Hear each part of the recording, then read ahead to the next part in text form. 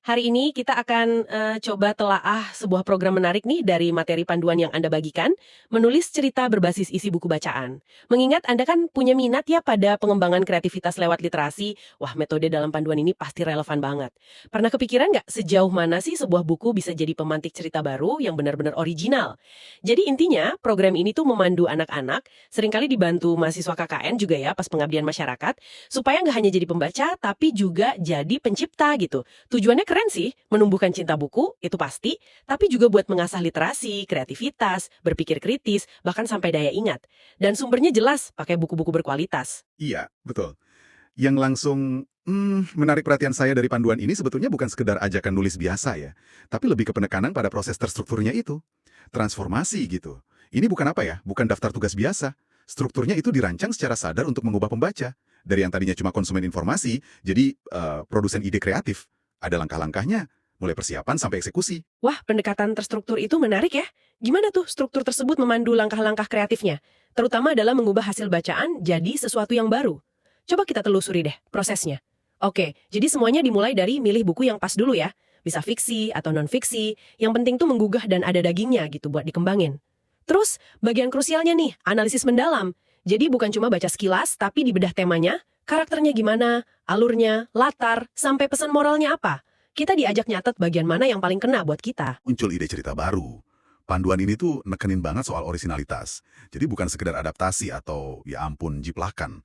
Kuncinya, menurut panduan ini, ada di pertanyaan pemicu. Bagaimana jika?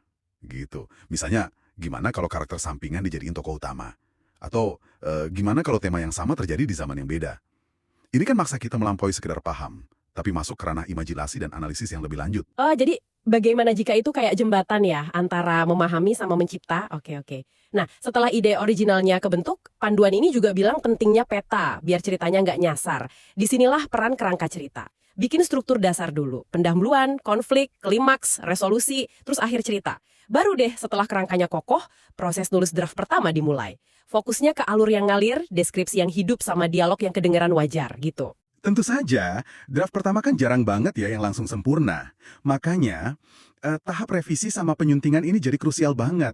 Panduan ini mendorong kita buat baca ulang pakai kacamata kritis, perbaiki strukturnya, tata bahasa dicek lagi, bahkan minta masukan orang lain tuh sangat dianjurkan loh.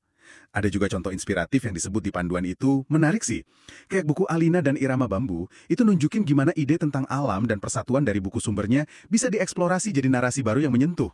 Atau Batik Tambal Anom, yang ngambil filosofi batik sebagai simbol harapan dalam cerita baru. Ini kan contoh nyata ya, transformasi dari sumber ke karya. Keren banget. Bahkan sampai ada aspek penilaian yang terstruktur juga ya, pakai rubrik gitu kan, yang menilai pemahaman buku sumbernya, tingkat originalitas sama kreativitasnya, terus kekuatan struktur cerita, penggunaan bahasa, sampai kedalaman pesan moralnya. Ini nunjukin keseriusan sih, biar prosesnya jadi terukur. Betul sekali. Jadi kalau kita lihat secara keseluruhan ya, program ini tuh lebih dari sekedar latihan nulis biasa. Ini tuh metode sistematis buat memperdalam pemahaman, melatih analisis kritis, dan yang paling penting nih, menyalurkan kreativitas jadi karya orisinal, karya yang punya akar kuat gitu loh pada sumber inspirasinya. Terus ada apresiasi juga di akhir buat menghargai usaha peserta, itu bagus. Iya, iya. Kalau kita tarik benang merahnya nih, buat Anda yang dengerin, esensi metode ini memahami sumber, menganalisis mendalam, terus mensintesis jadi sesuatu yang baru dan original, ini potensinya luas banget loh. Jauh di luar konteks anak-anak sama buku cerita aja. Tepat sekali. Coba deh, bayangkan menerapkan kerangka kerja serap, analisis, sintesis, cipta ini dalam konteks profesional Anda mungkin. Misalnya pas Anda perlu merumuskan strategi baru dari tumpukan laporan pasar, atau mungkin membangun presentasi yang persuasif berdasarkan data riset yang kompleks. Prinsip dasarnya sama aja kan? Mengubah konsumsi informasi jadi produksi gagasan, tapi yang terstruktur dan original gitu. Nah, ini mungkin pertanyaan penutup nih untuk Anda renungkan. Dari sekian banyak informasi atau bacaan yang Anda temui setiap hari, ada nggak sih satu aja yang bisa Anda perlakukan sebagai buku sumber kayak dalam panduan ini?